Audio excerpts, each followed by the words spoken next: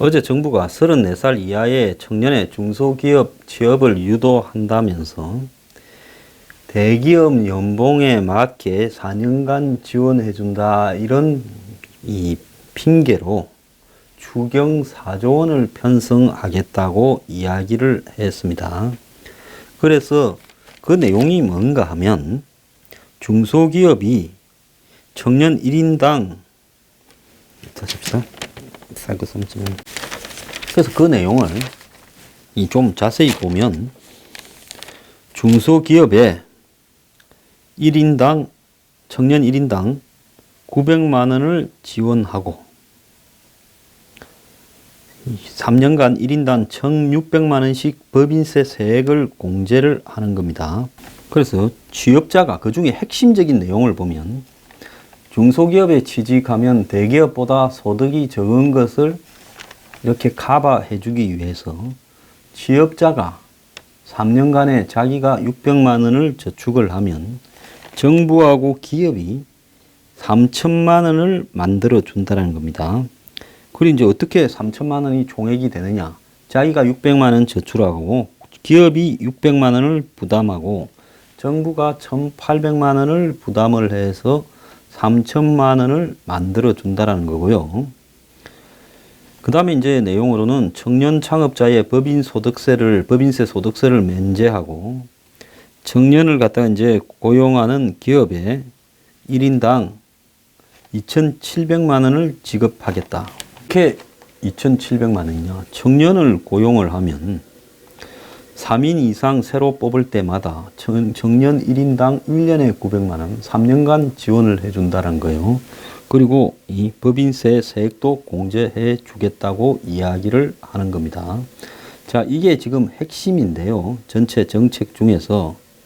그리고 또 청년 구직 수당을 지원을 확대해서 올해는 30만 원씩 3개월간 주는데 내년에는 50만 원씩 6개월간 300만 원을 주겠다는 거예요. 구직을 하러 다녀. 이게 구직에 쓰일지 한 잔 먹고 끝날지는 아무도 모르는 겁니다. 자, 그러면 여기서 중소기업이라도 들어가는 청년은 그야말로 3년간 3천만 원이라도 모은다 칩시다. 지가 600만 원 넣으면. 그러면 거기에 못 들어가는 사람은 또 어떡하느냐. 이런 문제가 또 생기겠죠. 그런데 문제는 뭔가 하면 이런 생각을 할 수도 있어요. 저는 할 수 있다고 봅니다. 왜냐하면 열심히 일하는데 그런데 거기에 받는 돈이 생계비에도 못 미치면 정부가 지원하는 정책을 쓰는 나라도 있고 미국에서도 이 문제가 많이 논의된 적도 있어요. 클린턴 정부 때요. 근로장려세라고 해가지고요. 역으로 정부가 세금을 받는 게 아니라 세금을 주는 거죠.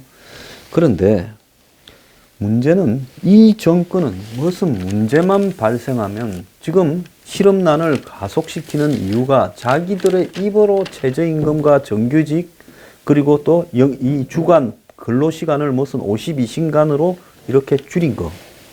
노동개혁은 고사하고 이게 지금 기업들은 난리가 났다는 겁니다. 제가 어디서 들으니까요. 재벌 회장님들이 머리가 아파졌다는 거예요.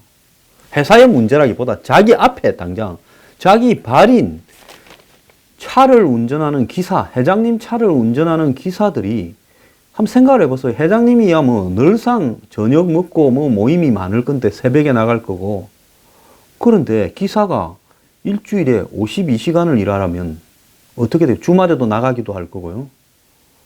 여태까지는 그냥 시간 제한 없이 하고 니한테 회사에서는 이 8시간 외의 부분을 특권으로 해서 더 얹어주지요. 회장 기사 월급은 회사에서 내지 회장님이 내겠습니까? 회장님 아니라 상무, 전무만 돼도 차 나와서 기사까지 달리는 전무쯤 이상 되는 사람도 다 회사에서 주니까 그건 당연한 겁니다. 그런데 그러면 회장님이 비밀도 많이 알고 있고 손발이 맞아야 되는 기사를 52시간만 쓰고 넘으면 A, 니는 집에 가서 쉬고 있으라 B 기사 와라고 할 수 있겠어요? 처음에 기사 바뀌면 성질급한 회장님이나 회장님 아들들이 들고 패가지고 수많은 문제들이 일어났잖아요. 그게 되겠습니까? 그러니까 지금 수가 깝깝해진 거예요. 그래서 52시간까지는 회사에서 주고 이제 52시간을 초과하는 거는 회장님 주머니에서 꺼내가지고 줘야 될 상황이 발생했다. 지금 웃지도 못할 일이 벌어지고 있습니다. 업종별로는 숙련된 한 사람이 지속적으로 하고 또 일하는 사람이 내가 좀 더 일하더라도 돈 좀 더 생기면 한다라는 사람이 있는데 이걸 억지로 52시간 이상은 일을 하지 못한다.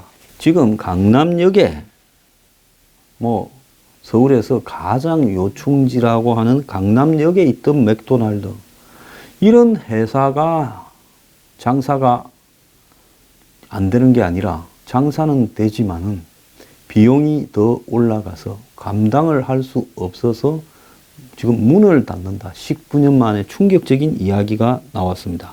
한국 최대의 상권이 강남역인데 그 강남역에 있는 맥도날드가 비용을 감당할 수 없어서 문을 닫는다. 많은 사람들은 맥도날드라는 회사가 작은 회사도 아니고 세계에 수만 개의 지점을 가지고 있는 세계적인 회사인데 이런 회사가 강남역에 비용을 감당하지 못한다. 99년부터 강남역점을 운영해 왔다는 거예요. 그래서 롯데 시네마 CGV를 끼고 있어서 많은 사람들이 찾는 명소였다고 합니다.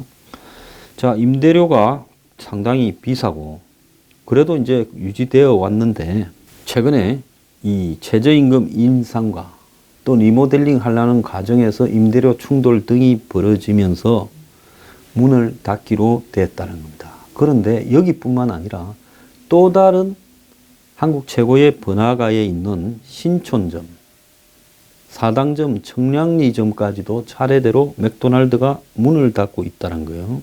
자, 이것은 매우 상징적인 일이라는 건데요. 한국의 맥도날드가 들어와서 잘 팔립니다. 배달까지도 하잖아요. 그런데 그 맥도날드에서 임대료와 최저임금을 감당하지 못해서 뺀다라는 것은 한국의 임대료 수준이 정상이 아니라는 거고, 특히 맥도날드 같은 경우에 요즘 많은 매장들을 이제 이렇게 개인이 다 화면을 눌러서 하는 쪽으로 바꾸면서 임금을 줄이려고 노력하죠. 뭐 버거킹이나 요즘 그런 패스트푸드점들이 전부 자동 주문하는 기계 시스템을 이렇게 하는데요. 카드로 결제하고요.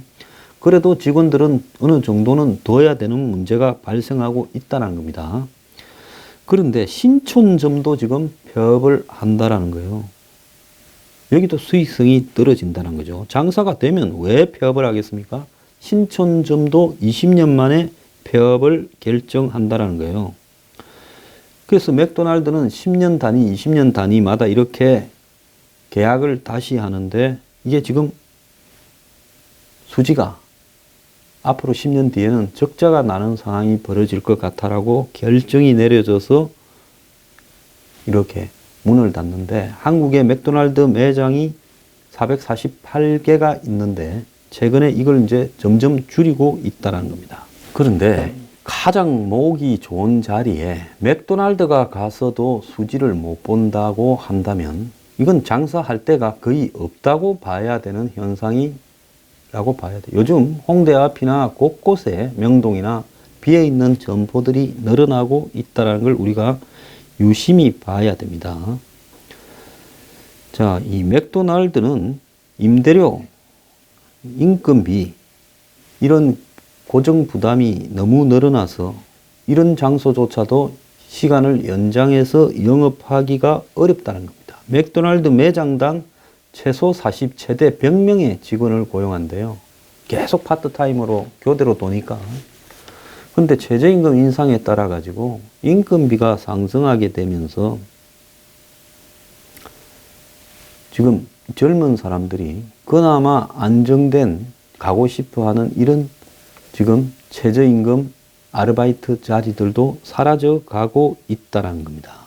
그래서 맥도날드가 문을 닫는다는 것은 매우 상징적인 한국의 고용시장의 낮은 부분에서의 붕괴가 시작됐다. 식당이 동네에 그냥 하는 동네 식당이 최저임금이 올라서 문을 닫는다 하는 것은 동네 식당의 사정이 워낙 열악해서 그렇다지만 맥도날드 같은 경우는 세계적으로 전부 이렇게 직영하는 이런 매장이 지금 수익이 나오지 않는다.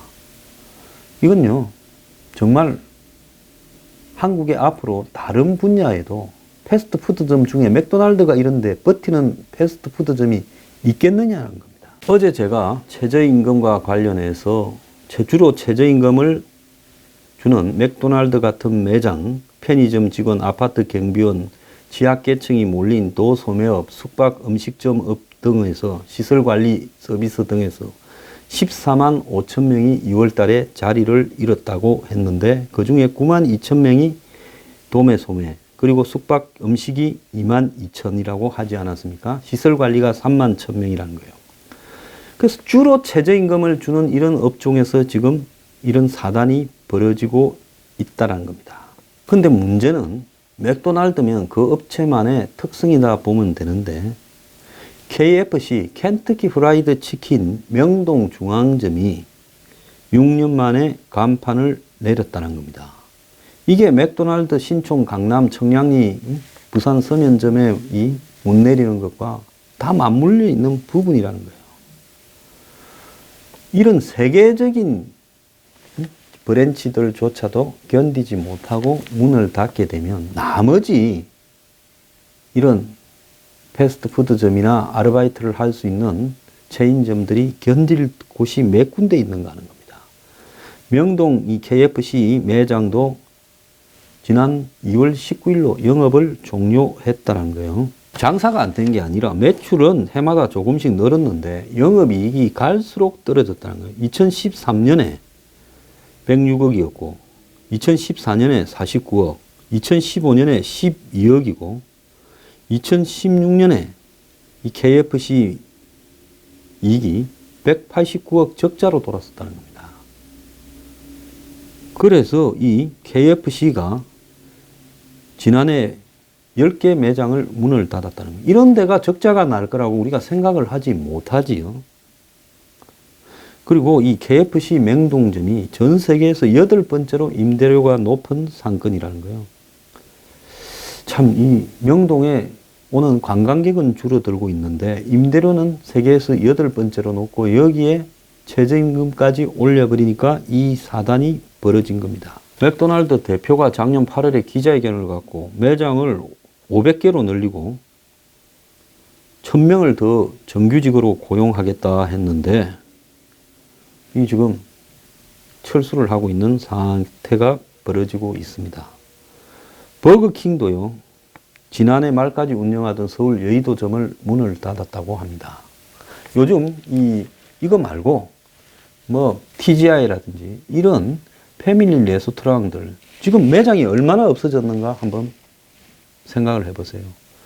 그래서요, 세계적인 경쟁력을 갖춘 이런 음식업점들도 견디지 못하고 문을 닫는다는 겁니다. 이건 이제 일종의 대한민국에 보내는 경제의 붕괴의 신호예요. 미국에 보면 맥도날드 햄버거의 가격을 가지고 한마디로 이 전 세계의 물가 수준을 평가한다는 정도로 맥도날드라는 이런 부분이 가지고 있는 이 상징성이 있는 겁니다. 그런데 한국의 이 맥도날드가 공산주의 국가도 과거 들어가서 성공했는데 견디지 못하고 빠진다는 것은 한국의 이 지금 임대료 구조나 최저임금 구조나 이런 것들이 얼마나 왜곡되게 지금 설정되어 가는가 하는 거죠. 참 보통이 아닌 문제라고 생각이 들고요.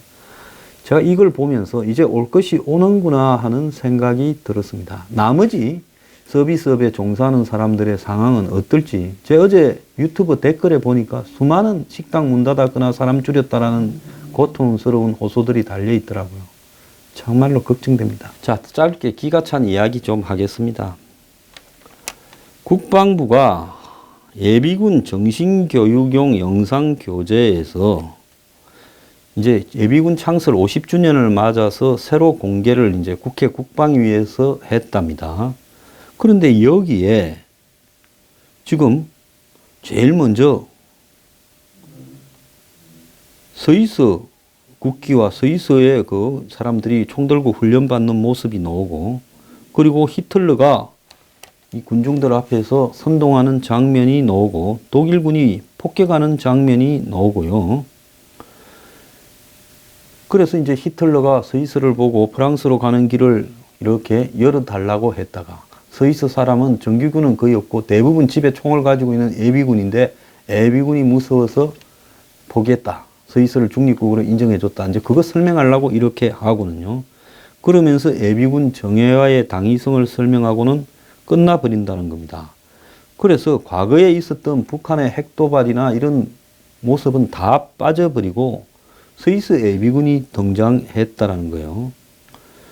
그래서 기존의 예비군 영상 교재에 북한의 ICBM, SLBM 발사나 핵실험 등의 모습이 있었는데 이제는 북한이 우리 군의 적임을 명시하는 그런 이 대북 안보관도 지금 새 이 교재에서는 없어져 버리고 이제 영상 교재에서도 아예 없어져 버렸습니다. 이 영상 교재에서 예비군이 북과 관련이 있다는 건 과거 예비군의 활동상을 보일 때 60년대 말에 북한이 간첩들을 침투시켰을 때 예비군이 이제 그런 활동을 했다라는 걸로 그냥 썩 넘어가 버린다는 거예요.